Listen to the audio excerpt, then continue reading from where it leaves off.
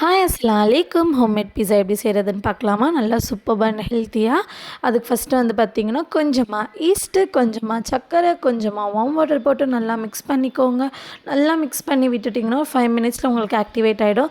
தென் கொஞ்சமாக கோதுமை மாவு, கொஞ்சமாக உப்பு சேர்த்துட்டு ஆக்டிவேட் பண்ணியிருக்கிற ஈஸ்ட்டும் சேர்த்துட்டு வார்ம் வாட்டர் போட்டு நல்லா சாஃப்டாக டோவை நல்லா மிக்ஸ் பண்ணிக்கோங்க.